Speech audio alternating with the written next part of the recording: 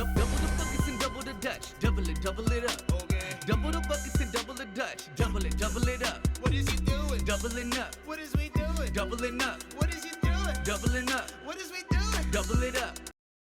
And what is up, everybody? Welcome to this special edition of the Monster Cast here at Shneaky Entertainment. I'm here with my boy Tanjint. Say what's up, Tanjint. Hey, I'm Tanjint Wiggy, West Coast Avengers crew, westcoastavengers.com.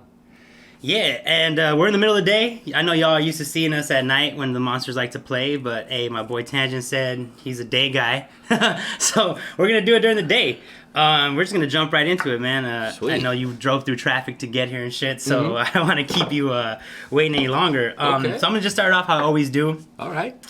Who are you and what do you do? It's a packed question. You could be as literal or as metaphorical as you want, but just like, this is my tee up. Go for it. Tell the people. Okay, yeah.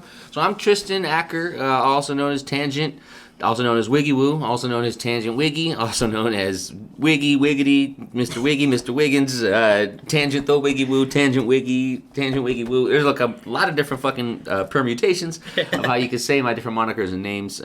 Some people know me as Tristan Douglas, Tristan Acker. Tristan Douglas? Yeah, because that's my middle name. Oh, okay. Douglas is okay. my middle name, you know, and on Facebook I just have Tristan Douglas. I don't have my last name on there. Smart. For now. I mean, I don't know. I probably, now that I'm like about to be 35, maybe I should just... Maybe it's time. Maybe I should just put my real name on Facebook. I'm not fooling anyone anymore. You're not in college anymore. You're not looking for a job. I'm not fooling anyone anymore. That's true. My job's looking for me. Amen to that, brother. Anyway, and I do a bunch of things. I guess I'm a writer. You know, I write, right? And I play piano. I sing. I play piano, sing, and rap, and do poetry. I have my master's degree in poetry from Cal State San Bernardino, and I. Master's degree in poetry. Yeah, I have a bachelor's and a master's in creative writing, and with an emphasis in poetry. So you're probably the first master poet I know. No, there's a lot in the scene, man. Adam et al., formerly known as Fame Kills, has a master's in an MA in composition, I believe. There's this dude myself who raps, and he has a master's in management or something like that. There's a lot of dudes out there who live that intersection of academia and hip hop. I mean, I'm there with you, but I never heard someone like as poetry as their, you know what I mean? Yeah, like, a couple, but not many. Yeah, not many. Like I know there's people that have degrees and do music, but poetry, like specifically, I think you're the first. Thanks, that man. I've met. So I do that, as well as I'm a music journalist who focuses on the IE, but I also write about stuff all over SoCal. So I write about LA people, San Diego people, Orange County people, IE people, sometimes beyond those areas, but mainly... You write about people. Yeah, well music, you know, music musicians, people. art, and, you know, I've written for Juicebox over the years, I've written for Zues Entertainment. Right now I do a lot of stuff for Untapped Hip Hop and Untapped Hip Hop Magazine. Their website's down, by the way. Untapped is? Yeah. Okay. You might want to text someone about that. I'm going to have to check that out, too. Because I looked at it and they asked if I wanted to claim it as my own. Okay, yep. And that might just be the link in your bio. I'll follow up on that. Yeah. What was it? There's tangent.wordpress.com where I have my solo blog where I talk about a lot of things like IE, local politics, and housing market, and other boring 30s guy shit like that. Which we're definitely going to get into because of you. I listened to your new project a couple times. Oh, thanks, man. And Localist. Yeah. You live up to it. Thank you. And I definitely want to get into that. Oh, thanks, man. I also listened to the Huskies radio interview. Wow. So there's definitely... Homie was cracking some jokes that I'm going to take a little bit more serious. Okay. There's definitely some stuff that I was like, hey, that's a real question, sir. Yeah. Don't laugh at off. That's a real shit. question. Oh, I can tell that you're a nerd like me. All right, well, yeah. So I'm in. And then we got the Thug Nerd in the chat. Got to shout out Face. Hey. You know, he's usually here. Obviously, we're all fucking monstering it up right now. So, we're going to get into some nerd shit. I have a bunch of shit written down here. Oh, cool, man. So comics is definitely on there. Shit. Oh, my God. I'm so excited. Okay. But, so that's my introduction then. Okay, cool. No, that's beautiful. And that's great. Thanks, that's like man. probably the best one I've gotten so far, too. Just because people are always like, what do I say? It's Oh. so loaded. And I'm like, that's the point. I have a lot to Load say. me up. Yeah. So, the first thing I want to touch on, and this is something that like I noticed, right? Do you have classical musical training? No. I mean... Are you self-taught? Because being able to play piano and sing, the way that you do is usually something that I feel is like you find in classically trained musicians, you know. So I'm Okay. curious, like how that happened. What's your musical training? How did you become like a musician? Okay, my dad had a master's in French in music, had a master's in music and played French horn, you know, and so I was around that my whole life, and I always knew I wanted to get like really educated in the arts that I wanted to get into, you know, and that I could study like the arts or something fun like poetry or music, and that could be my education, you know, and so. So there you was had an that example in I had education. I had an example in musical art. in arts education. All right, right, which is rare. It really is, you know, and it was a gift in so many ways. But so there was that, and then when I was like 9, I did start playing the trumpet, and I learned treble clef, you know, how to play regular treble clef trumpet, and that gave me some musical basics. And then when I was 12, I kind of was done with trumpet, and I started playing piano and singing and rapping and writing more poetry, like At 12. all at 12. You know, like all 4 of those things were happening at 12. You know, as well as like becoming a more active writer in general. So when did you first get introduced to hip hop then? If you were writing and rapping at 12, you must have been listening to hip hop at... Yeah, I mean, I remember being a young boy hearing The Fresh Prince, you know. Oh, shit, You okay. know, like being like 6, you know, hearing that stuff, you know. So like I got into clean rap for like ages 6 through 9, you know. Will Smith doesn't have to cuss in his rap. So. Right. And then from like after age 9, you know, I had a friend who showed me The Chronic and Biggie and all that kind of stuff. And then so by the time I was 11, I was into that stuff. And by the time I was 12, I was super into that stuff. And then when I was a teen in high school, I shifted into classic rock and got into like counterculture and hippie culture and what I understood to be that beat generation literature and all that kind of stuff. Got it. For many years, you know. Oh, so we before- had like the inverse. Oh, you I was grew a up- rocker, and then like Got I into found hip-hop hip and- hop as like my saving grace. You know? Wow. Yeah. Yeah. Definitely have had a back and forth with the different kind of, you know, genres of countercultural music and stuff. And It comes across in your music as well. You Thanks, can hear man. the different influences, and it's refreshing. You know, it's nice because it's like it's nice to like not hear the same monotonous tones and sounds and approaches to shit. Yeah. So I think that's dope. You know. Like, thank you. Yeah. And then as far as piano, I would just learn jingles like I'm gonna press this button and get this tone that helps me match like the nothing but a G thing. You know, like I would like just figure those out, and then from there I would figure out like the Doors songs I'd be listening to that I wanted to play on piano so I could sing it and shit like that. But I would do it by ear. So my piano is always. My dad got me like a couple lessons from a dude in our and your neighborhood. teacher just couldn't stand you, huh? Yeah, because he was just like, you want to do your pop You songs. want to do your pop songs, You know, yeah. you don't want to. You're not really interested in like doing the hard rigor, and he's right. You know, like so I'm not as good as I could be. There's some dudes out there, friends that I know in the scene. I can't think of their names right now. That are really fire at playing piano and stuff. But I'm good at what I always say is I play piano good enough to sing to, and I sing well enough to play piano to. But I don't. So feel you like, compliment yourself Yeah. with yourself. Right. You know, and so I'm self-taught and I play by ear with piano. And the singing was the same way as well? Singing more or less too. Yeah, and actually, yeah. That's Yeah. dope. So Thank you. yeah, and then because I mean you sound like someone who had lessons, so I guess it's Dang. true, right? At some point you did have some lessons, but yeah, A little they bit, Did, they just didn't, a little they bit. didn't last. They didn't Like last. I had like 2 piano lessons. Yeah. So you were writing and rapping and playing at 12. Yeah. And at that same time, were you also like creative writing and writing like the stuff that would grow into blog stuff later? Was that all happening at the same time as well? Well, because of school, right? Like school will make you write a report and stuff like that. So I felt like I was looking back, it was like I was getting practice on prose and things like journaling and diaries from things you would do for school. And then the other stuff were other ways I could write. I'm like, well, school's also showed me poetry. I could write poems, Right. you know, and this music I listen to is poetry. I could write stuff like this. And so I would even just write, you know, like I would take a Warren G song that I liked and change all the lyrics so that it matched my neighborhood and me and my friends Got and you. stuff like that. But it'd be the Warren G song, you know, like Which is like what you do now, basically, right? Dude, actually, you know, it's funny that I just even said that exact example. Yeah, because that's what you do right now. Because You're I.E. the fuck out now. because a couple years ago, during the Elizabeth Warren campaign, I took that Warren G song "Regulate" and I changed the lyrics to make it about Elizabeth Warren, and then a So bunch. you've been doing this shit. And so I just realized, like, damn, I've never stopped fucking around with Warren G stuff. You know, like, specifically Warren G. I'm like, yeah, Warren G. You're like, thank you, Warren. Let me rejigger this Warren G song so it fits my stuff. And yeah, and I mean, and I wasn't doing those things together. Like now, I could play and sing and rap in the same 3 minutes on a song. Right. Back then, I was learning to do those three Which things. is impressive, by the way. When Thank I see you. those videos, I'm like, oh man, this guy's doing it. Thank you, dude. Thank you. It's not easy, bro. I know what it takes, man. That shit's not easy. It's like it's like drumming because you're using and then it's like you're also rapping, which is like a whole different rhythm, right? Yeah. And then you're holding notes. Yeah. So it's like, and I DJ as well. It's all like Thank you, doing man. different I hand appreciate that, shit. dude. Doing different hand shit. It's coordination. Is hard.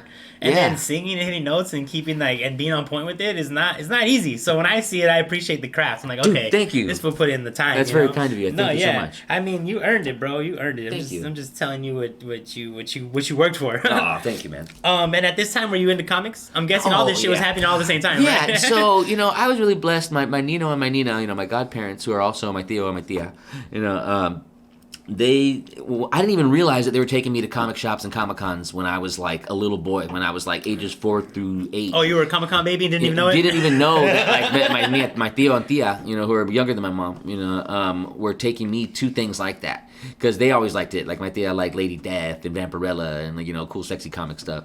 And my Theo probably did too. Yeah, he was probably into that shit. He probably liked it too. And but anyway, so they were into that stuff. So like, oh, we're gonna take Tristan. I'm sure my mom was happy to get me off her hands for a day. Right. And so I never didn't know a world where it was like Batman and Spider-Man and the Ninja Turtles and like the kind of stuff that I liked. Was always, by the time I started having memories at age 4 or 5, like they were just there already. That stuff was there. But looking back, my Theo and Thea were taking me to comic book shops and cons and like little Comic Cons and stuff. Right. And I think even a medium-sized one based on a couple memories. So yeah, so by the time I was 9, I was doing good enough in school that I could bug my parents to like spot me $1 to $3 to go buy comic books. To even just get them off the rack at Stater Brothers. In the IE, we had this. I don't know if they have it here as much as Stater Brothers, a grocery store. Yeah, there's a Stater Brothers here. Right. I don't remember them selling comics and shit. But I haven't seen them there in years. Okay, but so maybe when it was before my time. But when I was 9 years old, there was comic book racks at Stater Brothers, and because I was doing, that's how I saw it. Like, I'm doing good in school, so I feel okay to ask, hey mom, can I get? Y'all always bug me to do good in school. I'm doing good in school. Can I get a little kickback? Can I get a comic? Can I get a Spider-Man comic? Yeah. And they were like, yeah. And even before that, when I was 7, my Theo and Theo were getting me Spider-Man and X-Men trading cards. And so, the trading cards would have dope imagery. Oh shit! No, you're good. You're good. I put you up. You're good. Dope art, but and then in the back they would have little summaries and references to the comic books, and they would even say like, "Oh, in this issue, this happened," like in the cards. So the cards were great ads for the comics. Right. Which they knew what they were doing. They knew what they were doing. They knew what they were fucking marketing. 7, it was the cards. By 9, I was actually reading the comics off the rack, and then by the time I was a teen, I was getting graphic novels at like comic shops or Virgin Megastore or wherever the hell I could find them. So yeah, you basically. The artist and the dude you are now is basically kind of like the same person you were growing up. You haven't changed much. In a lot of ways. Yeah. In a lot of ways. That's the core. I feel like that's rare. Yeah. Yeah. Like I feel like, just to see someone kind of stay consistently like into the same shit. I feel like people like kids, like, people, they get into hobbies and they go through phases and they're into shit and they're not into shit. Like, I think it's kind of cool that, like, you've kind of been this guy. You're like, this is like your authentic self, Like, you still have that young part of you that just survived all the fucking turmoil of the world, The album before The Localist is You're Young for a Long Time, Oh, and so similar ideas there, Yeah. And it's kind of like, to me, because I was into so much shit, it was easy to stay into all that shit. Because it's like, I like the stoner shit, I like the hippie shit, I like the hip hop shit, I like the comic book shit, but I also, not just superhero stuff, I like indie graphic novels and crazy ass stuff too. I've read not just Alan Moore, but, Mouse or what have you. I've read a bunch of indie graphic shit that's novels, not like pop culture shit. Or not superhero stuff. Yeah. I like all that comic book shit, like all that shit. I like the like Sin City type shit. That kind of shit. Or even like Sunday Funnies and shit. I've read like books on books. Garfield and Peanuts and Calvin and Hobbes and The Far Side and just like comics. I love comics. Yeah.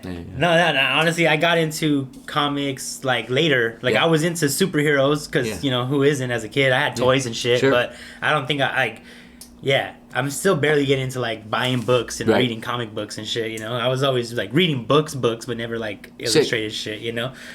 So when did you get into writing into like blogging and journalism and like how old or at what time or when was that cracking? I think one day I was in the comic shop probably around 2008 or 9, and there was this dude who worked for Archie Comics in the comic shop complaining that like he didn't have enough people that could review comics and write for his website.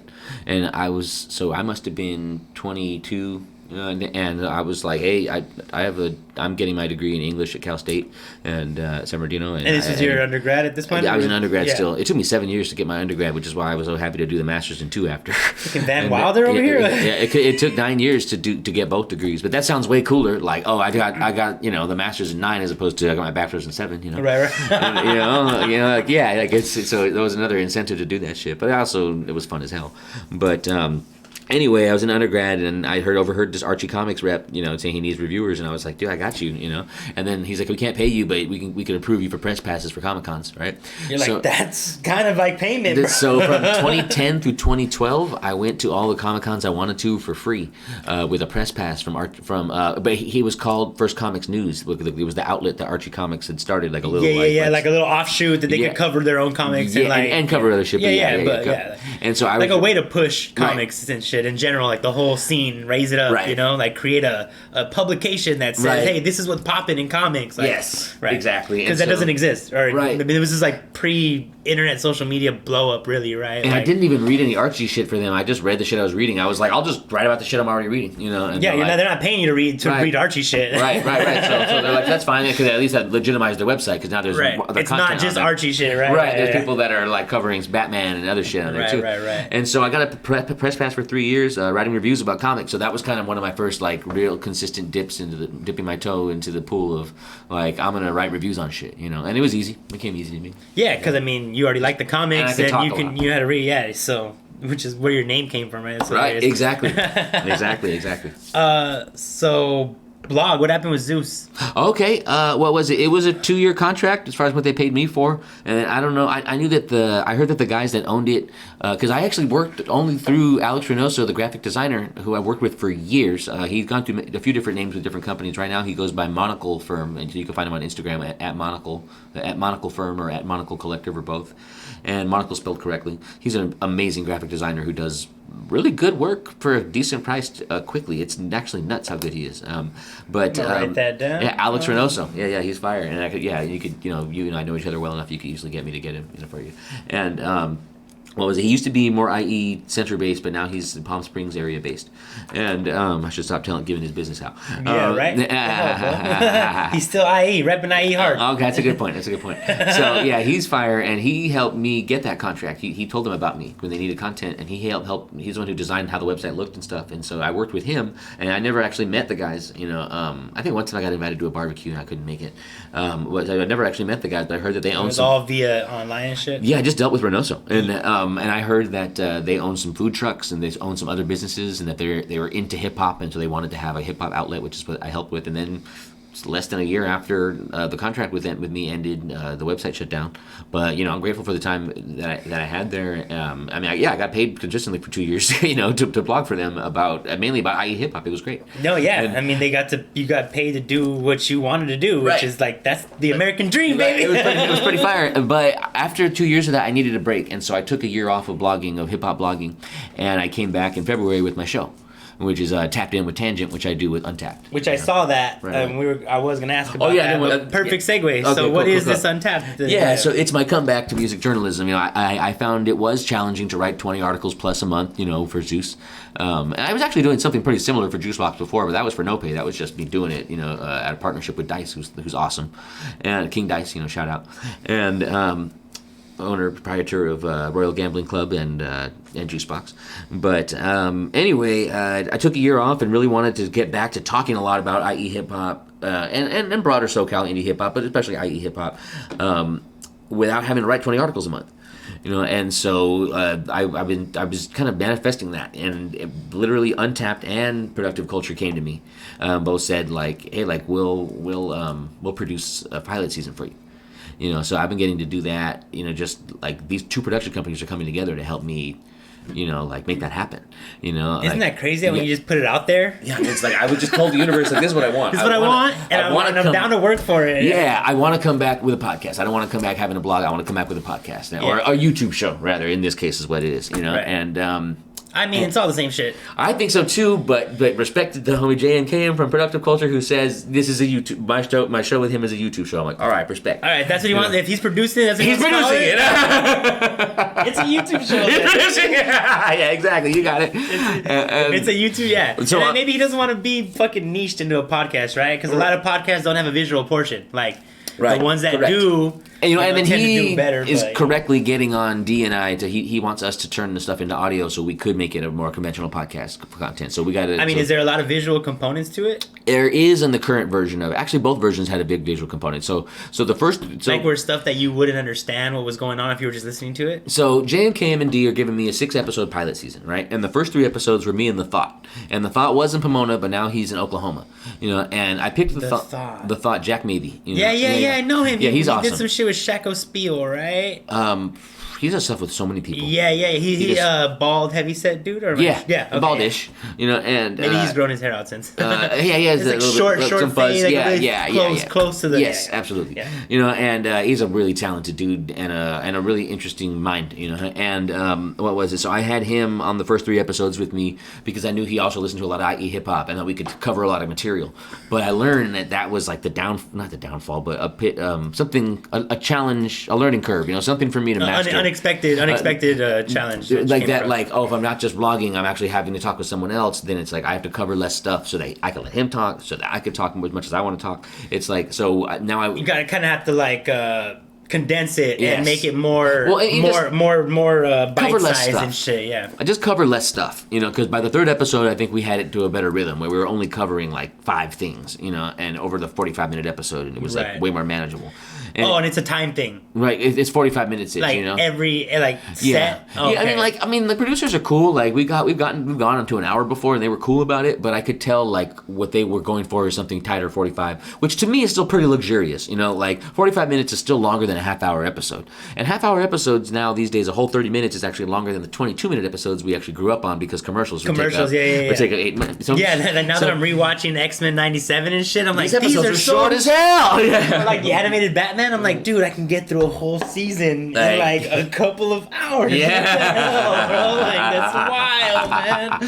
It's wild. Correct. Or well, the seasons were long. It's like half a season, but like the season today is like 14. They're like 20, 40 episodes in their season. I mean, seasons have whatever the hell they wanted to. No, and I think podcasts. Yeah, you're right about that. Actually, Yeah. Streaming content. It could be 10, it's like it could be 6, 25, it's 6 this whatever time. they Now wanna it's do it. 14 next time. Yeah. Whatever you want to do. Yeah, and that's another difference, I guess, from a YouTube show to a podcast, right? Podcast open format, it can go anywhere from like 1 hour to 4 hours, 30 That's minutes true. to 4 hours, It's like no one really cares because they're used to them being long. It's fucking spammers all day, every day. Oh, it's like spam risk. Dude, that's why I'm trying to think of different rap things that come from the scammers, right? So they say scam likely, Yeah. I've been telling Cam Archer and Cam Gnarly in my city that they need to make an album together called Cam Likely, and they're not really going for it. Yeah. And, I can see them not going for it. Yeah, it's okay, And what was it? But actually, I think me and the homie Diesel are about to make a project called Fam Likely. Like just again playing off the scam likely, because it's like I like that. It's like this fool Scam Likely. And I'm like, that is a great rapper name, Scam Likely. Like someone needs to come out as Scam Likely, Lil Scam Likely. I can see that. Young Scam Likely. Oh, my bad. Face says he used to get comics at Ross. Yes. Okay. And there was also And Vetco. he said Mouse is dope as well. My bad. Was not paying attention to the chat, guys. Keep chatting. I'm gonna pay better attention to the chat. I'm sorry. I'm sorry for all the people in the chat. We should give him a shout out real quick, dude. Yeah. And that's Face, right? Yeah, that's Face. Face. I was listening to Cushion Caffeine. On the way here, I'm like 6 of the 7 tracks deep on that EP, and it was really fun. What was it? I was mentioning a track that the Suave one. The Suave one is tight. But there's so much personality and it's fun. You got your work. You guys' work is funny. I really appreciate it. And I heard what was the MmupClan team up called? I think we just called it the Monster Clan EP. Yeah. The Monster Clan EP, yeah, I heard that shit too. And the Drugs and Groceries, that shit is fire. So y'all keep. I think I saw Barlos and Face together at the Up Your Game. At Diesel's thing here around here. In Fullerton. Yeah. And so these folks are dope. And I was supposed to be there, but I had to work. So for sure. You know how that shit goes. Yeah, I do. I'm just gonna give a shout out to everybody in the chat. What's up, OX2, Alien Conglomeration, Alien Gathering, another TTV viewer,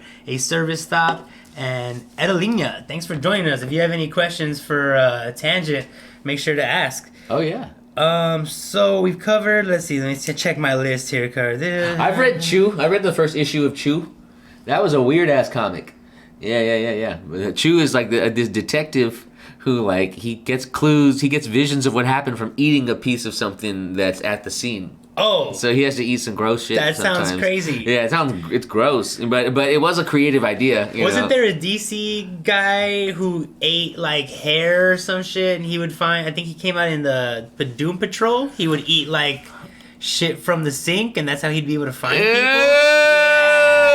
I think that's a thing. I think that was a thing. That's crazy. Doom Patrol was crazy. I don't know if you've seen that. But I read some Doom Patrol and I've seen it, like the first episode or two. I need to go watch more of it. It's a little out of control. I like it. Yeah, what I saw was good. It was just daunting how much content there already was. I'm like, oh man, there's already a season of this shit. No, now they're about to release season 3 or 4, so it's deep. Damn. Okay, I'll catch up at some point. So Titans and Doom Patrol are both supposed to come out with new seasons this year. Are they in the same universe? Are they a crossover episode? Yeah. Okay. Well, I mean, I read into it because I was curious. Yeah. And apparently, it was more like a teaser for the show as opposed to it was really being a legitimate crossover. Okay. They wanted to keep Doom Patrol contained, its own world, separate from Titans. Okay. But they did that little cameo as like a promo to like, hey, this is coming. Get excited about Doom Patrol. Yeah. Oh, that Which makes is sense. like smart, but also like I kind of want to see them in the same world now. You know? I feel like this is a safe space to admit this. Yeah. That, I guess some people in my life know this. Is this a controversial? Are you about to get canceled right now? No, just embarrassed.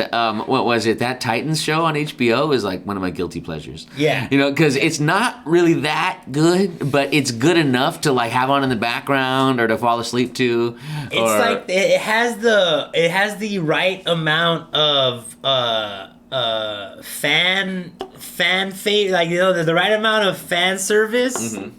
It's just, enough for you to ignore how cheesy it is at times. Yeah. Like I forget, like I'll be like, that's cheesy, but I'm just gonna forget it's there. I'm just gonna forget the cheesiness. Yeah. You know? I don't care how cheesy it is because Bruce Wayne's in this episode, so I'm watching it. I'm watching it. Yeah.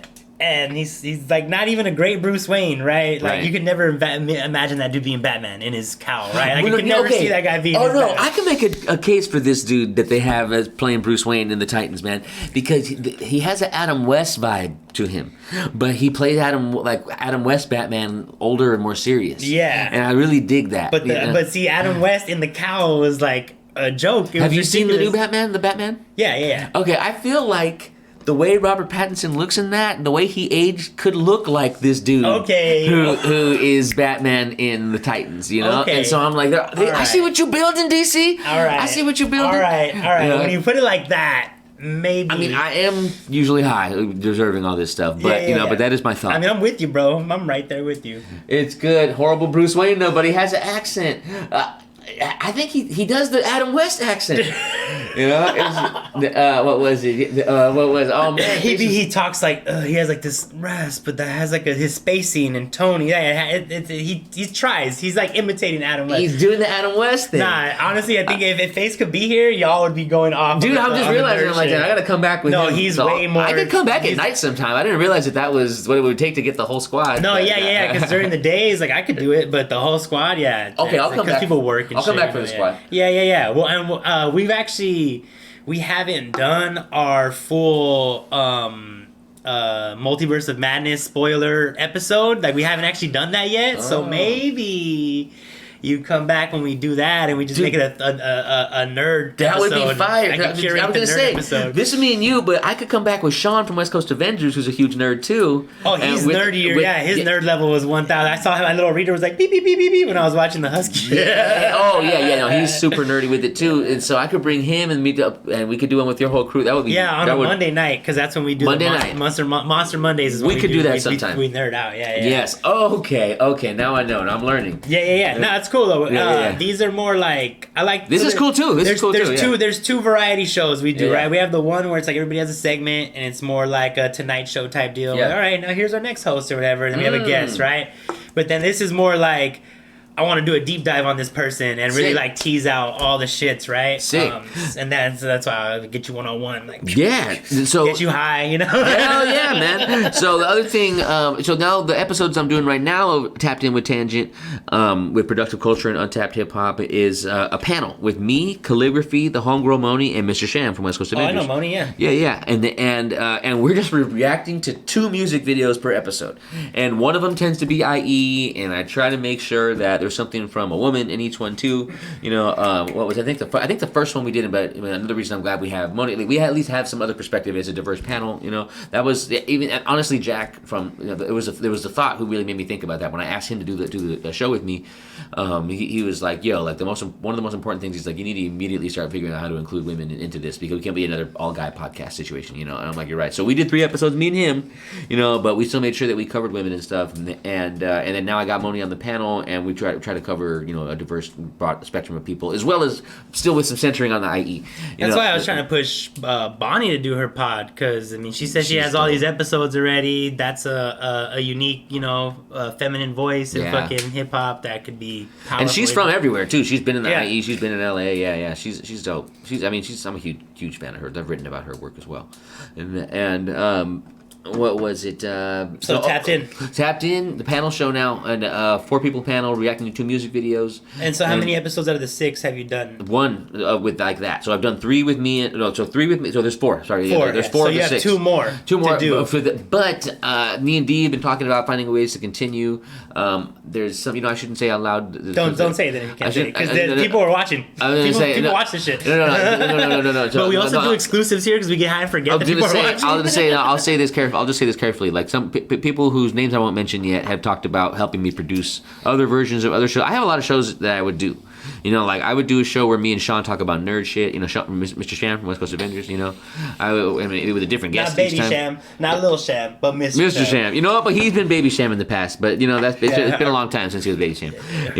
What was it? Somewhere Mr. Sham talking nerd shit. Me and Sham and the Thought talking politics. Me and the Thought debating hip hop. Another one that I think the next one that I would do would be, and this is the one that there's someone out there who some people know of. And I'll mention it when it's closer to happening, like as far as his name. Wants to produce one where I review a bunch of stuff I've been listening to in terms of indie hip hop, focusing on IE, but not necessarily only IE, for like 20, 30 minutes, and then at the last 15 minutes of the 45-minute show, interview one of the people that I reviewed. And That'd be cool. So it's be a different person every episode. So I'm going to keep finding ways to do my music journalism through YouTube shows and podcasts if possible. And then if that doesn't work out, then I'll definitely go back to writing until that builds enough momentum for me to get what I want. And I am still doing some writing right now too because of the podcast and the YouTube show kind of invigorating me about it. I'm doing 2 profile pieces right now. One about the Brewhouse Brew, the homie Tawny One Love on Instagram, TAWNY. He's Tony B&R Boards on Twitter. What was it? He's a photographer and he's at most of the Brewhouse shows. I'm at most of the Brewhouse shows, so I'm saying, hey, I'm writing. You're taking photos. Like let's do a sick ass. And then these girls are taking their sweet time dropping their album. Which is something that we talk about all the time. That they don't have an album. Like, really? Yeah. That's on record. Like on your guys' show, you talked about, hey, the Brewhouse Brew don't have an album. It's probably the first time I'm talking about it on camera. But we've always as homies. Because we curate shows. Yeah. And we're booking shows. Right. We book shows. So we're all constantly looking at we pay attention to artists in the scene. Like, how do you, if you're really about this shit and you're really about building shit, you got to pay attention. Yeah. And so we do. Yeah. And we're always up on like, okay, who's dropping the album this year? Yeah. We try to coordinate shows with new projects. Like, we think about this shit. We're intentional with our shit. So it's come up. Like, yo, the girls are dope. We see them doing all these shows. They don't have an album out. It's crazy, right? And so I'm saying that gives me time to finish the article. I actually have definitely written a couple pages of it already. And I have a timeline of like the shows of theirs I've been going to that's going to help me write like dispatches from the Brewhouse Brew tour. So that's really, really fun. Yeah, see? Face confirmed. They're dope as fuck. No album. Yeah. And they're doing shit. I'm privileged enough that I've heard a couple unreleased tracks from them and stuff too. So I know they recorded at Left Method. So I know there's more content. It's coming. The content's coming. But anyway, I have time to finish this article with Tawny, which is why I don't feel irresponsible that I'm starting another article about Zane One, who just dropped a new album, and I'm starting to write about her stuff. And I know Tawny and Kiddo are who showed me Zane's work, and I'm like just super into it right now. So I've started to write a bit about her work as well, and I would love to kind of interview her and kind of make it like a review / profile, like, you know, a piece on her, but it wouldn't be as long, it wouldn't be as epic as this Brewhouse one is going to be, I think, you know, because just because of the amount of time and shows that y'all have covered together. I've been to so many of the Brewhouse shows and have like. And Jane's one person versus a crew of girls to cover, you know, where I want They each have their own story. I want to give them each justice, yeah, you know. yeah, so I'm gonna yeah. take my sweet time with that. But because he's finishing the Zane one sooner, so I'm doing some writing too, having fun with it, and on some almost famous shit, you know, like following around, you know. I'm a golden. You know, following around bands that make me feel amazing, you know. Yeah. And what was it?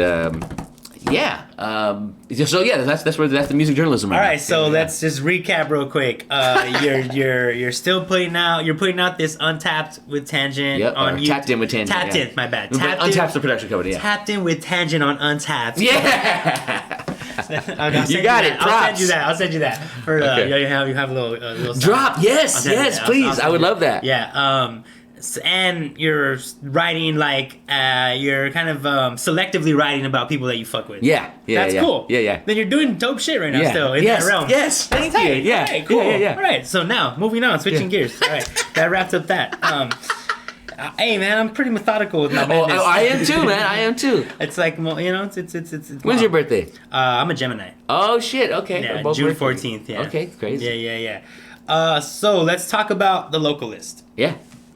Now I told you I was listening to the OG Husky Radio's radio interview, and there was this conversation, and obviously like I couldn't see the interviewer, but I assume he was more hood, right? He was like a little bit. East Los, like a little bit more street, a little bit more connected, right? Right. And he was kind of playing with this concept of like hippie and politics and how, you know, like, are all hippies political? Right. And you're like, I wish more hippies were political. Yeah. And then Because most are just hedonists, right. which is a thing, but that's, I mean, you know, like to get high. I've been there too, and you know, I might be the more. journey starts. The journey starts. somewhere. I might be more hedonist and activist myself these days. Yeah.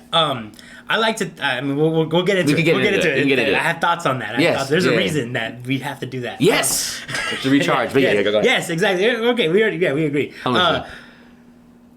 So I went right from that interview into listening to The Localist. Yeah, thank you. And I feel like that was like from 2017, and you just dropped this last year. Yeah. But there was like a very, like, you know, universal. There was a tangent. Right? There was a through line. There was a through line, right? Yeah. That connected that interview to this record. Okay. And I wanted to just really like kind of tease it out, right? Cool. And for people who haven't heard it, go listen to it. It's short, sweet, concise. You can get through it in a, you know, it's reasonable. Yeah. Like you can listen to it in a reasonably short amount of time. Yeah, It's a 7 minute, like, 8 minute. It's not like a huge 20 time minute. investment. You know, like you could get through it. So go listen to it after you listen to this. But you are touching on all of these ideas, right? And there's just kind of this question that kept coming up, and I think it ties into your record. And this is actually credit to Face. This is one of his questions. Why is the I.E so dope but under discussed? Okay. And I feel like, you know, in your record, you made it a point to mention the I.E like in every song. Right. Like it's in every song. Like Just about. And there was also like this underlying message of like the politics, and you know, you mentioned the working class in that Husky Radio interview, and like how you respect that more now as an adult and when you were younger. But now, like in your music, you're talking about how, you know, like the unemployment and then the minimum wage and like the politicians and like, shouldn't we all have like this American dream? Like, why is it that like San Bernardino doesn't feel like LA, and like how come there's like this, you know, why aren't we getting like the same kind of love and attention and the news coverage and I mean, you got, you know, you have a university there, like it kind of, you know, there's things that y'all have that should elevate you to like a city status, but for some reason people still see you as like some not city shit, you know, like some outside of, like, even for y'all to claim LA is not correct. Right. So you have to be West Coast. You have to be like California, right? You can't. Right. But and it's right. You're not LA, but I mean, the experiences are similar, and it even came up in that conversation where it's like, oh, you know, hip hop's from the streets and the hood, and y'all are in the suburbs, and it's like, how does? But then like the suburbs has its own drug problems, has its own crime problems, has its own poverty problems. Like just because you got out of the inner city doesn't mean now all your problems are solved and there's no struggle, right? So I kind of wanted to just talk on this, like when did you become political, and how important is that, like, to your message music, and how do you balance out this hippie, hedonistic, get high and have a good time with, like, yo, we have to organize and make Elizabeth Warren jingles, and how do we fucking make political consciousness and shit, you know? So I think that's like it's a question I pose to you, like, so why is the IE so dope yet under discussed? Right. And why and how do you balance out this like hippie political local lifestyle versus like this also like broader LA, you know, larger music scene that you're also writing about and part of and in, you know? So it's complex, and it's like, but I'm just gonna tee that off to you. Thanks, man. Pack a bowl. Hell yeah, man. I love this, man. This is awesome. Well, as far as when I became political, I would say simple answer. Thank you, brother. Simple answer: 22. You know, when I was 22, I became a lot more politically conscious. But certainly by the time I was a teen in high school, doing like history and government classes, I knew I was someone who was left leaning, or you know, probably thought of myself as liberal at the time. Right. You know, and now thinking of myself as a leftist.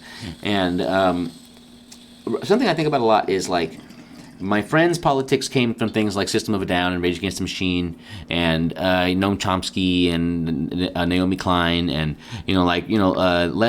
left perspectives that were anti-establishment, who were basically, as a teen, to me the message that I got from them was, no one in power is worth trusting. No one in power has ever been good. No one is ever good has ever had power. Anyone who's ever had power is automatically bad by the virtue of the fact that they had power and didn't. Power corrupts or whatever. You know, and I just believed that because I was suburban and sheltered, and I wouldn't know otherwise, right? But when I started, you know, when I was in 19, you know, I was working for Caltrans as an intern. And it was cool. I met a lot of cool, nice working class people working for Caltrans, but it still didn't click really until a couple years later when I got, because I was an intern for Caltrans. I was part time. I got to be a student assistant. It was awesome. But then a couple years after that, I became a full time employee for the state. And when I finally became a full time employee for the state, I was 21, just about to be 22, and I started to meet a bunch of working class people who, what we specifically do is we pay disability claims to working class people all over California, right? And we actually do it, and that's what I do now. That's actually what I do for a living, you know. And I like it, you know. You pay disability claims? I work for EDD. Oh, okay. Yeah. Okay. And so I work for unemployment shit. So I don't work for UI, but I do paid family leave, and I do disability claims. Okay, so when you get hurt on the job and you can't work anymore, and like, well, so if it's permanent, so if we do, you don't have to go too deep into that. I'll just go deep. I'll just go deep enough. You know, what was it? It was state disability is a short-term state program that covers you if like you're working and then you need to take work off for a bit because you're sick or injured, and then you're going to go back to work. That's what my program, the state program, state SDI, EDD, SDI is. Whereas workers' comp is when like you get hurt at your work because it's your work's fault, and then your work has to pay you, or your work's insurance company has to pay you, versus permanent disability, which may or may not have to do with work, that now the Social Security Administration, the federal government, is going to pay you a permanent pension. It's a whole different program. So there's different things for different situations. So yeah. So anyway, 22, 21, I start working for EDD and paying disability claims, or working in a field where that's what we're doing, and I start to see like, oh, this doesn't make these people angels. It doesn't make them perfect. But this is a bunch of good people doing good work. And Zach De La Rocha will never tell you that they exist because they're not cool. Like because they're part of the system. Well, also they're part of the machine that they rage against. Also because they're frumpy moms and dads, and they're not sexy to them, and they're not cool looking to them, and they're not countercultural or anti-establishment after them. And it's like that's when I realized like, oh, there's a duality to this world. Like even like the artistic world of like beauty and creativity, like it's more nuanced than like black and white. Than just in like, oh, losers that are evil and cool people that are good. You know, it's like no, a lot of these cool people are shitty, and a lot of these nerdy people and frumpy people are actually awesome. You know, and so it's like I started to kind of develop a new perspective on it that made me more willing to work within the system, be a liberal as well as a leftist. You know, because it was like, oh, like there's all these good people doing good work, like that could be organized more. We're part of the State Employee Union, SCIU, that's a progressive group, you know, and I do labor organizing with my union. I'm the union rep at my office. Oh, thanks, dude. Good job. Get involved, thanks, bro. Yeah, man. And you need to if you want to see change. Yes, yeah. So I do labor organizing and political organizing with the union, and that's a big leverage that's a leverage of power, right? Yeah, Like, yeah, it unions, can be. yeah, It yeah. can be. And I've learned a lot and done a lot over the last 6 months in particular with the union. And so shout out to SEIU Local 1000, And they also like endorse candidates and yeah, shit, right? Yeah, mainly Democrats, but we'll endorse the pro labor candidates. Period. Yeah. And what was it? I think my homegirl got endorsed by y'all. Yeah. SEIU. We were with one of the biggest progressive organizations in the world, really, and in terms of money, and campaign financing. Rage and system will never tell you that. Yeah, right. And you know what? And I love Rage, and I love anti-establishment leftists, and I relate to them, and I even consider myself amongst them to an extent. But I'm just saying, like, there's more to it, And so when I was 22, SEIU 721, hey, baby. Is someone a registered nurse? Nah, he works home care. I don't want to. Oh, for sure. He's part of the union. Okay, yeah. And what was it? That's his business. Yeah. If he was here, he could tell you. If he for wants sure. to. Yeah. Actually, when you come in on a Monday, if he wants to tell you. Service Employees International Union, baby. And what was I getting at? So at 22, started working my full-time job with EDD and just started to really get a real-world perspective on that shit. Where it's like, okay, you need the leftist activist voice to help inspire and push, but there's a bigger reality to this stuff, and it's bigger reality to this stuff, and it's worth putting your hands in the mess of it all to try to make it better than if you didn't, because there's someone who could do less than you can do, who needs the help more than you do, right? Too, is part of it. It's like, I live in a nice part of San Bernardino on the north side, but it doesn't mean I don't need to try to help make my city better for the people who don't live in the part of the city that I live in, et cetera. Like there's enough for everybody. If we all fucking pay our part, there's enough for everybody. I actually agree with that too. Yeah, I agree. Like with everybody, like just because I'm helping you doesn't mean I'm getting less help on the shit that I need. Like that's true. Like someone getting help somewhere else doesn't take away. That's true. It's just, in the politics, that's what they like to like. Oh, you're helping these people. That means there's no money for it's you. A scarcity now. mindset. It's not at all. It's really not. Not in Cali. These people print money. Like, in Cali, dude, we have billions. That's like these programs. Cali are supposed to be used properly, but the programs are supposed to be used. No, and even like artist grants. It's like there's stuff out there. Yeah, there's like stuff out people there. get paid to do art. Like it's possible to get money to do what you love. There's a process which tends to push people out and favor people with access to resources, but there's also programs to counteract that, where people there are grant writing sessions, there are access to grant writers, there are people who will gladly donate their time, and then if you get the grant, whatever, but there's ways to counteract the system.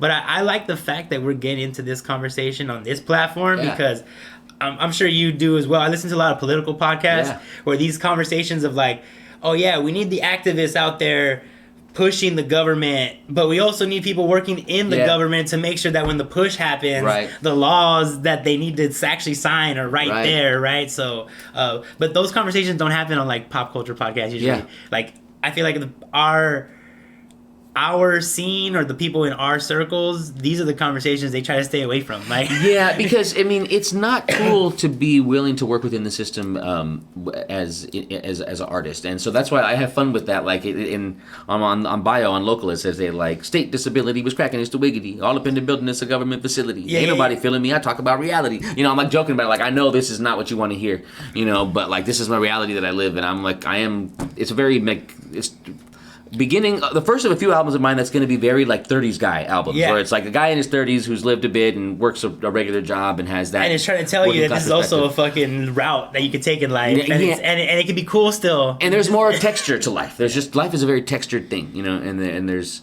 people in all kinds of niches of life doing good work in ways that may not always seem cool or recognizable to you.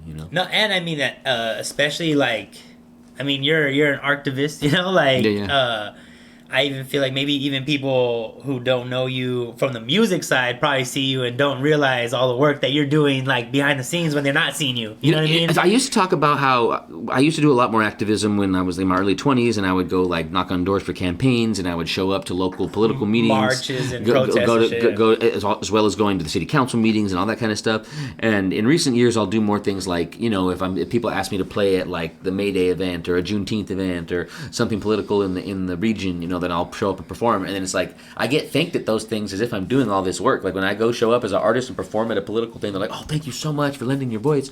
Da, da, da, da. When it's like, dang, I used to knock on doors in the sun, and nobody thanked me like this. And now I come and do 3 or 4 rap songs, and people are like, oh my God, thank you. Like that shit cracks me up. But I do kind of feel like it's coming full circle, because I am starting to do stuff again with the union and other things. As far as money that is out there that you were talking about, several years back, the National Endowment for the Arts paid Arts Connection in the IE to pay me to teach Montessori students in Redlands about memorizing poetry. So like that, and that was a beautiful experience, and I got to do some teaching. That was like right up my alley because of my education and shit. And so there's totally money out there. I mean, Untapped Hip Hop, I met them because they got a grant from the city to throw a big show in the parking lot.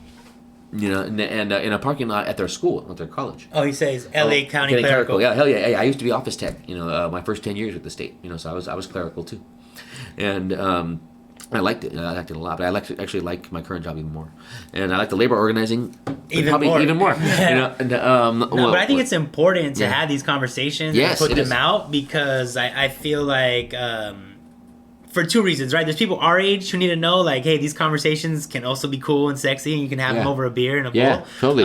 But also, I think there's gonna be a younger generation of artists who are like growing up in this like kind of like pro apathy world. Yes. Where it's like it's cool not to care and like make jokes about people getting bombed in Ukraine and like memes, and it's like, dude, like I feel like there definitely needs to be more voices that are like, hey, be involved. Care. Right. It's important to care. It's cool to care. Caring is cool, Yeah, like, I mean, even just like on a local level, right? Like you can find out like where is the money going? Like, okay, the county got a grant. My city got this much money for the grant, and the city put it into police cars or the parks or fixing the potholes or it's like you might not know, can we fix the world with electoral politics? Probably not. But can you do some things that make some things better? Yeah, you could organize the moms in your neighborhood so you're like, we don't have that money to go to police cars, we want it to go to fixing these potholes, I'm tired of getting flats tires here. And they'll want you to stop yelling at them, and they might do it. It's like there's different manageable things within your community that you can control, and if we all do that in our own communities, then we might live in a more well taken care of world because we're all engaged and stuff, and actually, local politics matter. Like who your mayor is, who your city council members are, who your city planner is, because they hire that guy or girl. We got a young hip hop head dude who's on the city council in San Bernardino now, right? And so I'm excited to see him build allies and see what's going to happen. That he's going to and those are the people that will approve permits and give you position to take over parks and Ben Reynoso. His name's Ben Reynoso. I want to shout it out so I could clip it later. Be like, yo, I'm representing the city. When I'm out here on these LA podcasts. Let's do something dope for the IE. For real though. So why is the IE so under discussed? Oh, that part. That was the part 2. Okay, yeah, absolutely, man. Because now we get the hippie localist politics. Yes. Okay, so I mean, the IE was a cradle of fast food innovation, right? Like Del Taco, Baker's, McDonald's, like a lot of spots like came from the IE that became massive chains and stuff like that. So there was wealth from that. There was wealth because it was like a vacation area for people that were in Hollywood. Which is I think how my house got built. My house has a pool on the north side of San Bernardino. I'm like, oh, this was some Hollywood middle mansion. Hollywood middleman's a little escape home when he wanted to get out of LA. Is how I like to think of it.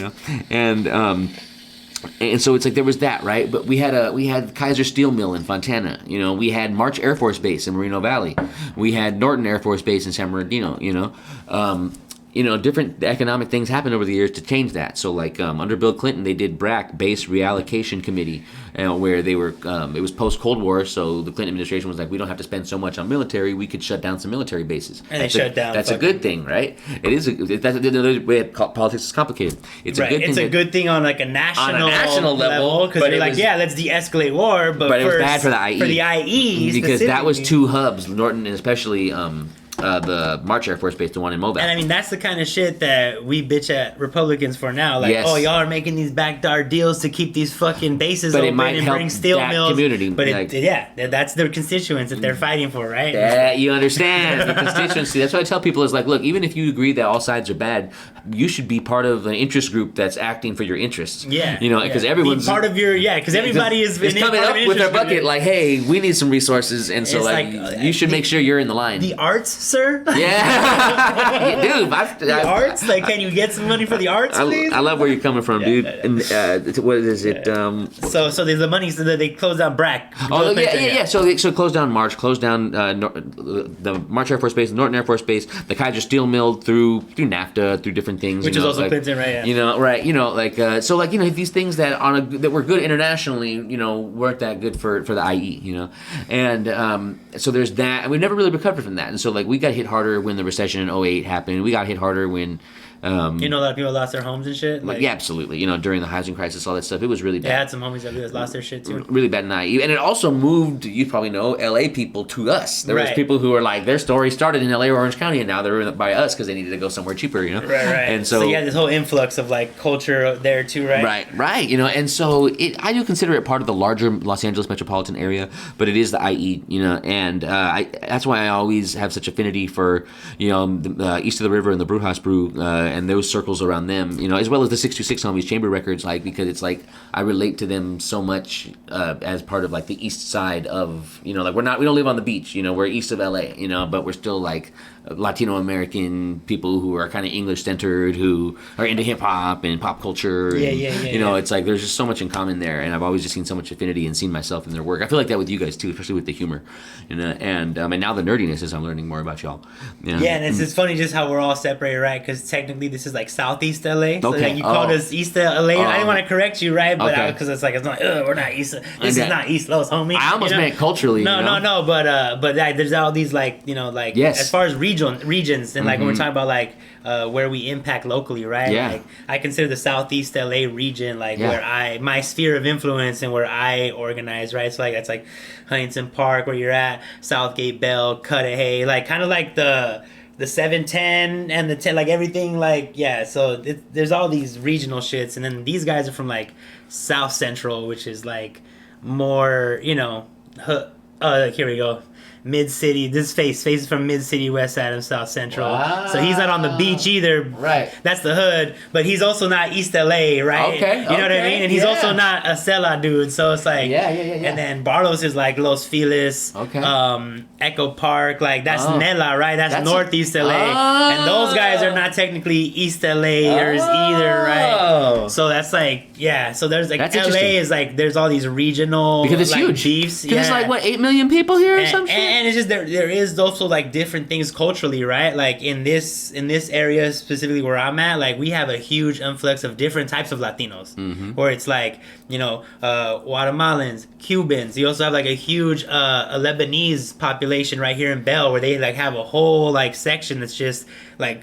There's nothing but Arabic culture. They have their own schools. They have their halal markets. And it's like right in the hood, surrounded by all these Latinos, That's cool. And they all intersect and it's all cool. Like there was even, I remember when I was in UC San Diego for school and, all the like the Trump anti-Muslim ban shit was happening, like they actually highlighted Bell because there was like solidarity. This, like, Arabic, Latinos, like all these people. And Cubans are like, they're known to be Republican. They're known to be conservative. Like a lot of Cubans like did vote for Trump, like because they're like anti-Fidel Castro and communism, like anything that's even socialist adjacent. They're like no, right? So to see that solidarity, like coming from my community, I was like tearing up. Like that's my hood right there. That's tight, dude. Yeah. So it's different though. Like in Boyle Heights and East LA, it's like. It's more Mexicans, like it's more of a homogeny of like, like it's like more of a when I go to East LA, it's a lot of damn Mexicans, and in the IE, it's a lot of damn Mexicans. Although I am meeting more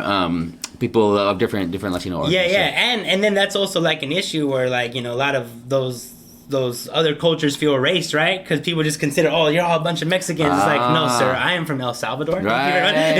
You're right. Face is Ecuadorian. He feels it like all the time. Like he's like, I'm not Mexican. Like people consider him, wetback or like just a straight part, like and he's like, sir, I'm not a beaner. Like that's not me. I'm from Ecuador. Like my people were Mayan emperors. He's on some other shit. That's why I always joke. I was like, the fancy Latinos, the boutique Latinos.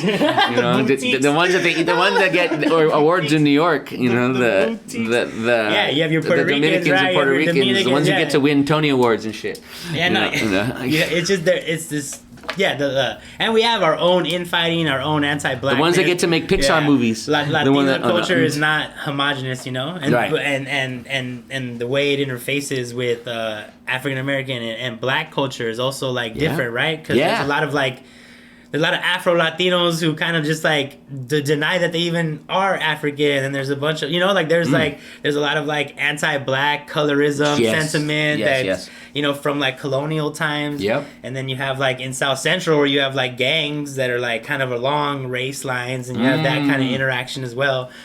So it's a lot of complex community relations going on. And it's dope that like.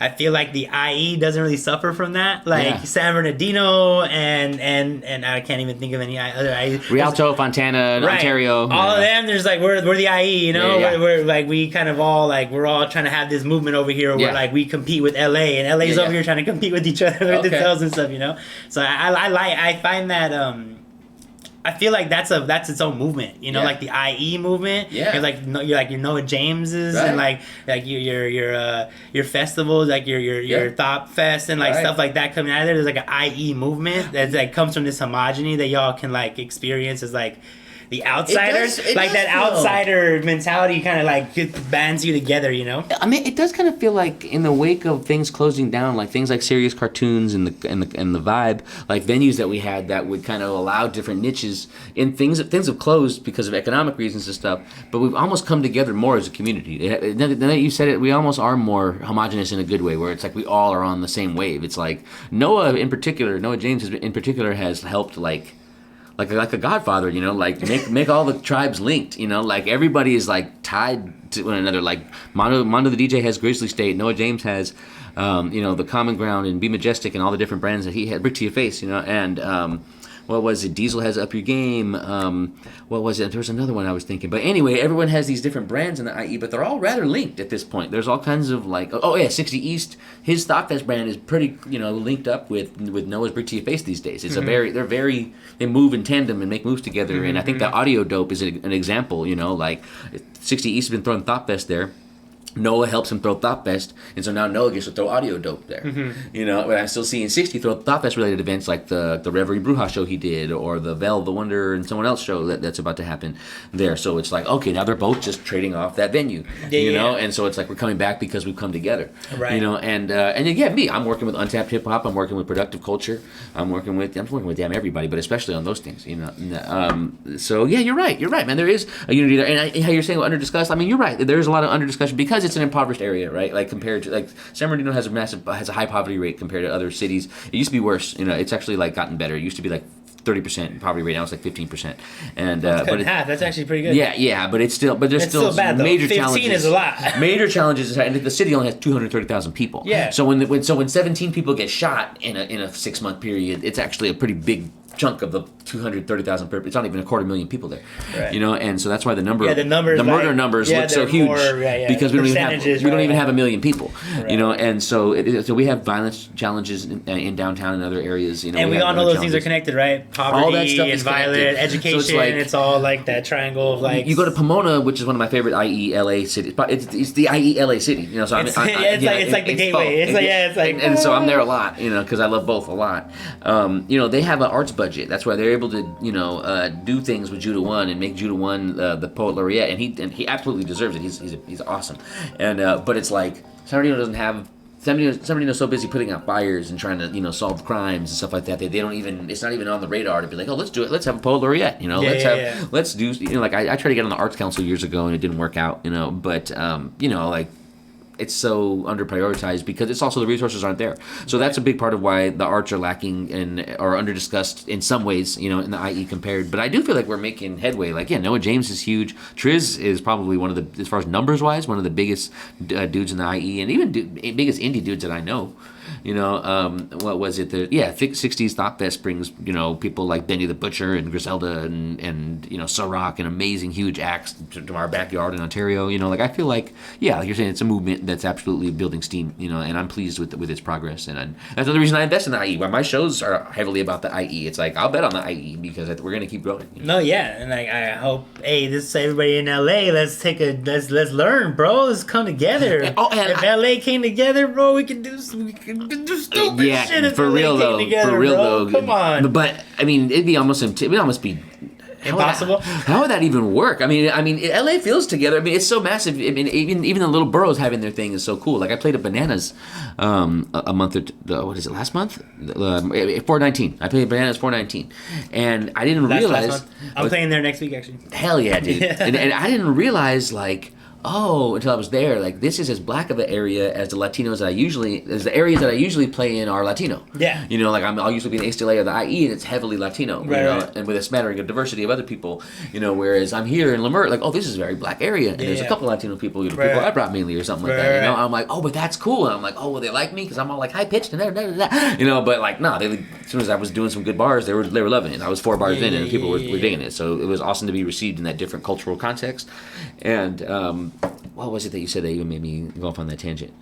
And, I don't know, tangent. And, about LA coming together. LA coming together. No, I mean, even the different niches are badass. So even being in their little niche was badass. Being in the East LA niche is badass. I'm sure if I come to something you guys do, it'll be dope. And we admire y'all. Hip hop's on the 21st. If you want to come back out this way at the brewery right here in Bell. Bonnie and you guys are playing that, right? Exactly. That's sick. So if you want to come by for that, that'd be dope. Okay. That'd be the one. That's Saturday. And that's at night, right? At night. Yeah. On the 21st. Okay. 8 to midnight. Word. Yeah. Cool. There it is. You're gonna be there?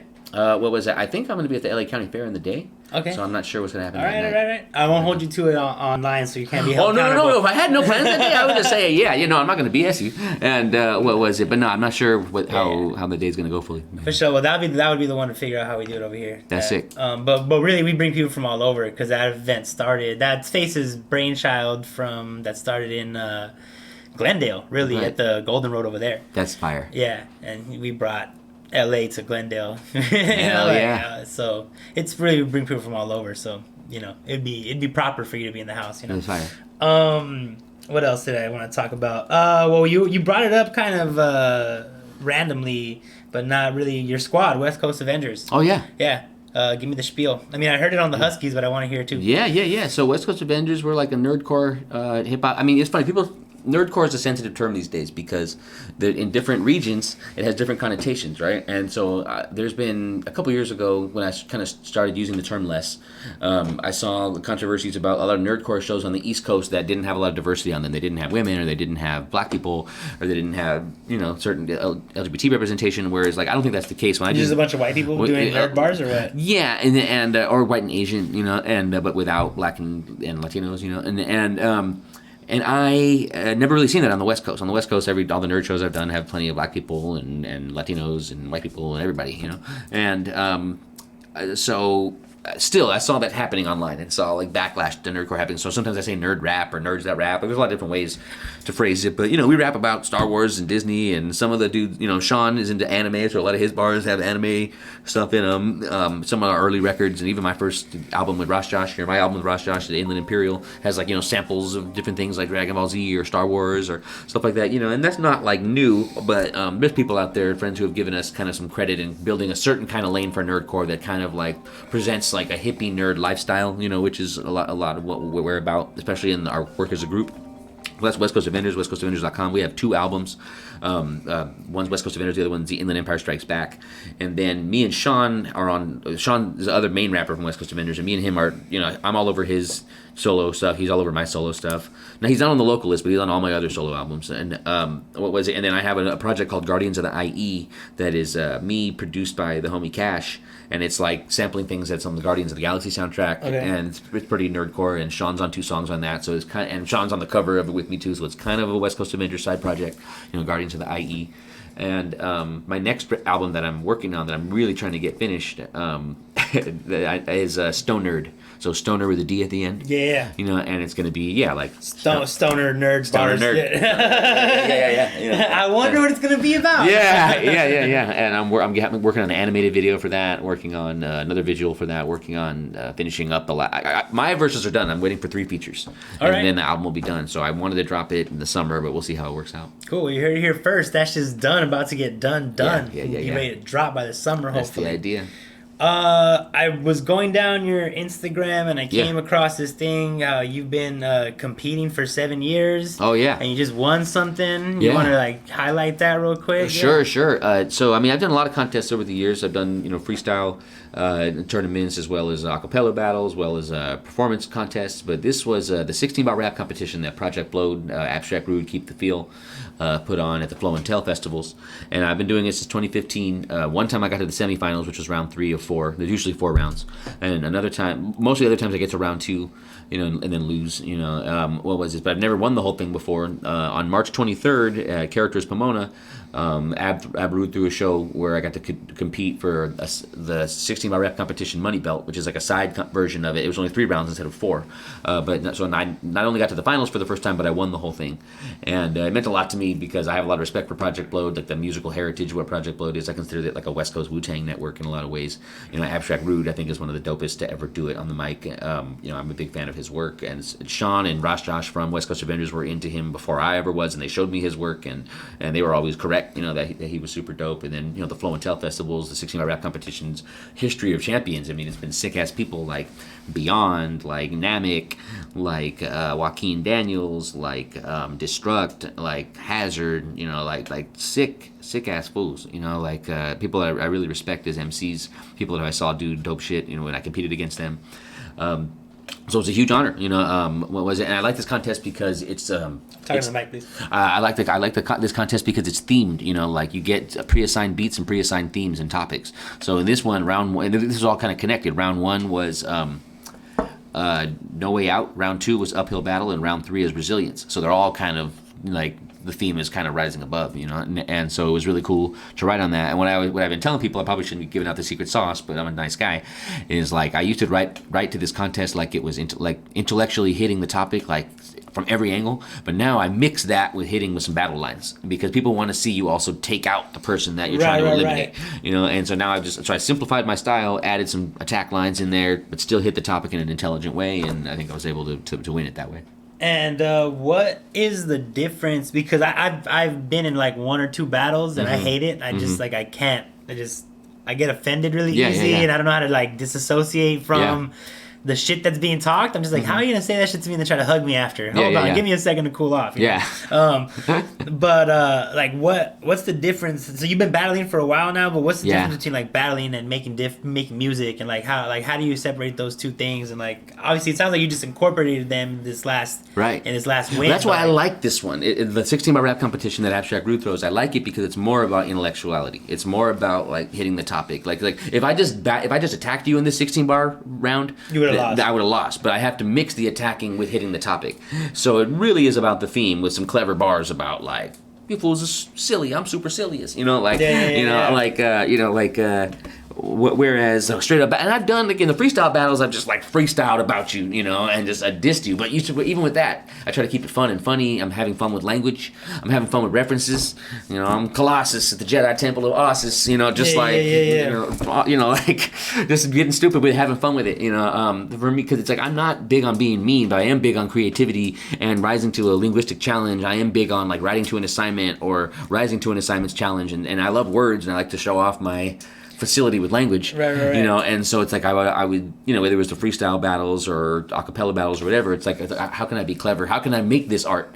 Like sometimes I would do in the acapella battle I did with the homie Ielis, it's like I complimented him a bunch. It's like, shout out Ielis, he did a lot of our artwork. On the ballot I'm like, his hair's beautiful. Maybe it's Maybelline. Just like compliment somebody, have fun with it. I'm a big fan of Carter Deems and even like British compliment battles that I've seen. Like I'm like, that's the kind of nerd. To me, that's part of being being a nerd rapper is like, oh, even in my battle stuff, I'm gonna come with like this kind of nerdy angle, Right, so it's more creative and shit. I feel you.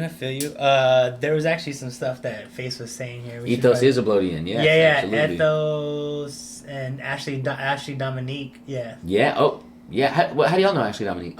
He says they put Bartles and him on heavy, like at shows and like Face. How do y'all know Ashley Dominique? It's gonna take a little lag. Well, no. I mean, that's cool. That sounds right. That she helped them out. Yeah, I was gonna say we met her early on when the first night that I did one of those contests. We met her. Dope. You mentioned something about leftist versus liberal. Yeah, I just tease that out real quick. I'm also gonna get us some water. Yes, I would love that. We're gonna freestyle after, and then we're gonna end it on some freestyle. That sounds awesome. Yeah, so tease out leftist versus liberal. Yeah, while you get some water. Okay. Oh man, we're about to piss off some. He hosted her shows. Oh, that's awesome. Views on Maine. Ooh, do those still go down? I don't think so. Oh, I was gonna say that sounds sick. And what was it? So leftist versus liberal.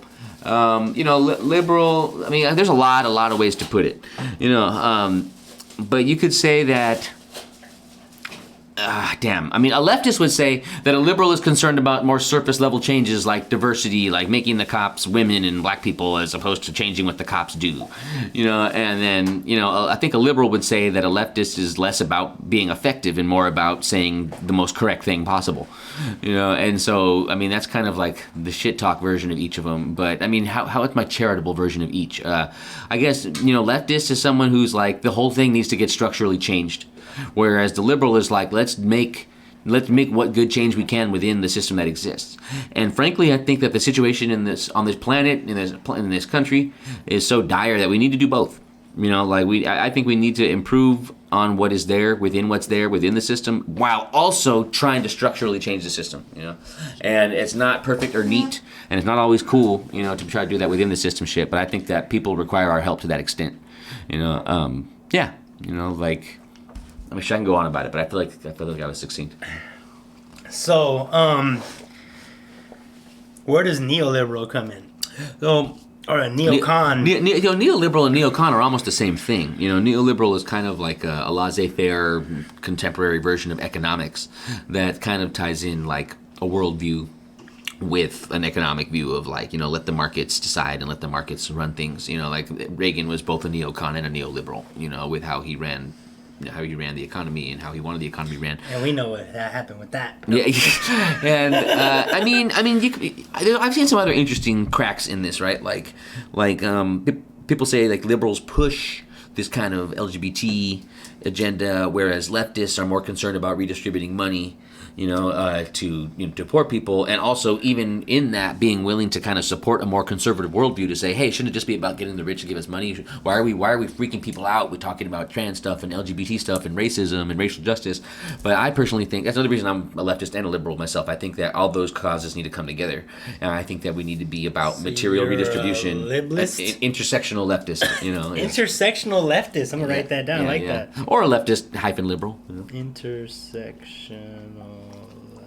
And I think the intersectional also usually has heavy connotations of being like different identities. Being a feminist and being a racial justice, being an anti-racist and a feminist, as well as being a redistributionist, all that kind of stuff.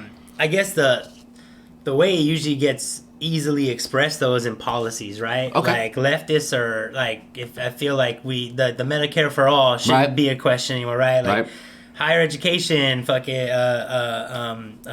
loan forgiveness, loan jubilee, right? Like a redistribution of wealth, and these kinds of really like big concepts that to the liberal is like, oh, how do we get that done in the system? Right. Like it's like, well, some of this shit could be done with executive orders. Yeah. Some of this shit could be done like, and then that's where like the outside inside, right? It's like we have to push to elect people that we can actually hold accountable so they could be on the inside to write up the bills and get the shit done because like they keep pointing to California. Right. We had this Medicare for all shit that I didn't even hear about until it was already done. Like the nurses were pushing for it and we're a democratically ran super progressive state and we couldn't get Medicare for all, right? So like there's this whole kind of like, well, if California is and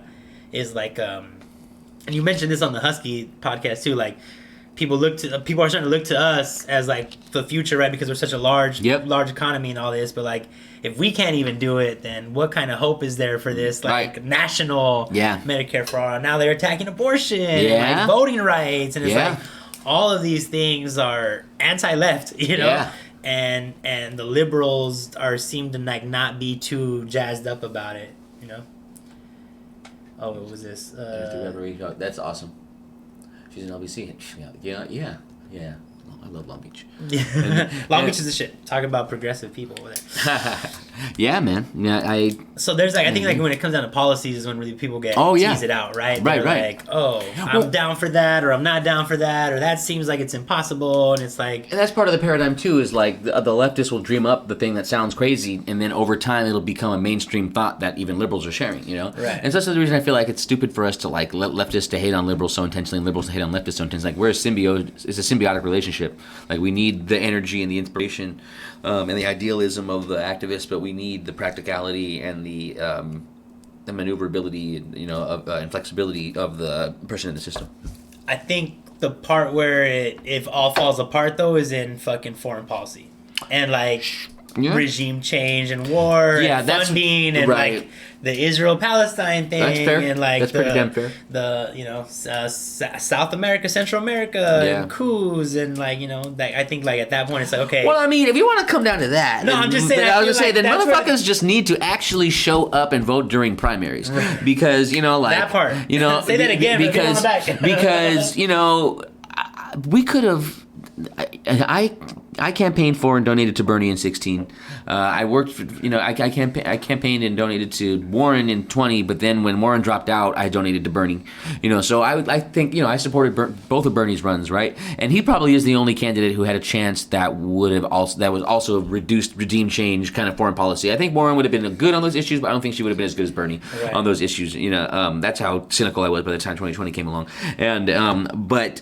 We had and that. I think a lot of the people were sharing your sentiment. But it's a shame to an extent, because if either of those times we would have actually like acted like we supported that dude as much as we talked like we did, then we could have had that. We could have nice things, but you got to do nerdy shit like vote during primaries. Yeah, and maybe make some phone calls and stop going to the bar donate a few bucks, stop shit like that. That drink every week, that $7 a week that you had at the bar could have went to the campaign. I feel attacked. I am that guy. Don't worry. I'm talking to myself. Same. He wants to know if you knew Christian Esperias. No, it sounds vaguely familiar, but no. Well, that was. I think we had an awesome conversation. Dude, thank you, man. That was badass. I mean, I think we touched all the things. We were. This is a full tangent episode. Like we had. We talked music, we talked comics, we talked blog, we talked politics. We were all over it, and I think. Talk about my album. That was nice of you, man. Yeah, I mean, that's a sick ass verb sticker. Yeah. He mentioned verbs earlier. Actually, there's a lot of cool stickers on here. There is. If you have any, you should put one on too. Sick. I think Bonnie left one here. Look, that's Bonnie right there. That's fire. Yeah. And then this is the tree base. That's awesome. Yeah. Sesh over here. Yeah, there's some cool ones. Next time you come, bring us man. Dear Mama, fucking bomb his vegan food around. Oh hell yeah. Frijoles con queso, you know her? No, the photographer. No. Yeah, she's like Echo Park. These are fire. Yeah, my barber. Yeah, anytime you want to come by. So what's the best way to say it? It's people say Monster Mash Chapel or MmupClan? MmupClan. MmupClan. Okay. We were pushing for MmupClan for a long time. But then we were on DJ Wonder's. We did an interview with DJ Wonder, and he was like, the MmupClan, and we were like, nah, it's Mup, and he's like, no, this is my show. I'll call you the MmupClan. And we were like, you know what? We should probably just take a note that everybody's gonna think that. We should just lean into it. Oh, you're trying to go with make it Mup. Yeah, we were trying to make it Mup. It kind of makes you think of Muppets, which is what he said. Or even a dirtier word than that.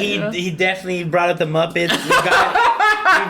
He definitely brought up the Muppets, he said. We've gotten Muppets before. There was definitely some Muppet talk. We thought it would have been cool. Look, Monster Muppets. If you can sit down on the couch real quick. If people made Muppet versions of us, that'd be tight. It would. Dude, there's a website, this Italian Muppet puppet website where you pay them like $300 and they'll make like a pretty sick ass. You hear that face? Muppet of you. I'm gonna write that down. $300. Oh, from Bernie campaign from that site. Oh, from the IE?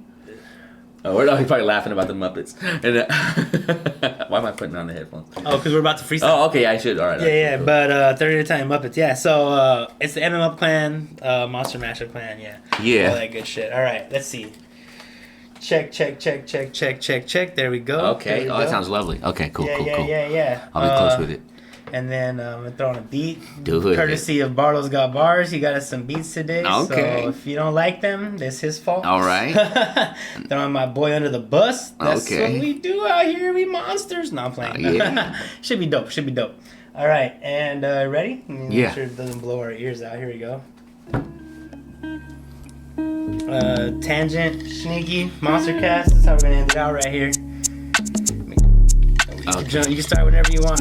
I'm not a dilettante, so tell me what you really want. We finna fill a bomb before we rip the ceiling off. And we're not mealy mouthed, we're floating with the Jabberwocky. Hazardous to half-hearted entertainers to keep your stammer off me. Another brand or offering, that's about the standard marking. I'd rather blather at your asthma blaster hammer hockey. I am a dilettante Wigatron, that's a chili bot. Puffin' for really pot, so fire that it's silly hot. Whether you in or not, our summer and our winter pops. Come back and splinter off, entwining on the interrupt the species of petty mockery to feces. Please get it off me, a piece of it, that's metonymy. We season with spice and harmony. The thesis plus elocution, the days gone, sun's revolution. Listening, posting, and blazing, and sipping and chilling to fella cootie. Now the night is here and the moon is out. A je ne sais quoi you cannot do without. So put your doobies out and put your hoodies up. And fingers up to those who said that you ain't good enough. Homie, you should enough. You must be out your damn mind, see what you can't find. For you plant another landmine, that's out the word kind. But that can still trip me up. We hip hop hippies and we chiefin' on the sticky puff. The beats will pick me up, all of the homies with me. What West Coast Avengers on that 70s and 60s stuff. Ooh, 70s and 60s stuff. Man, walking around through, about to take a puff. Better line me up, Shneaky and Tanjint. Yo, we about to fuck the whole internet up. Oh, yo, we pushing all this politics. Also comic book shit. Also superhero shit. Also what you know about it. Man, before we got on, we took a couple hits. It was like just joint, gut, choke, but dang. And we drinking a couple beers and doing a couple of jams. Yeah, I'm just doing everything I can. Cause you know, man, Shneaky, man with the plan. And I do what I can cause I am what I am. I just wanna make sure that I stand up tall for the things that I believe in. And if you wanna get complimentary, make sure you vote in the next primary. What? Because every election now till you die gonna be the one, the most important of your life. Alright, we got one more and Sick. then we will get out of here. Cool. You can That start was off. as quiet as me. Oh no. Okay, Bartles. Bartles got a little Sounds weird with nice. this one.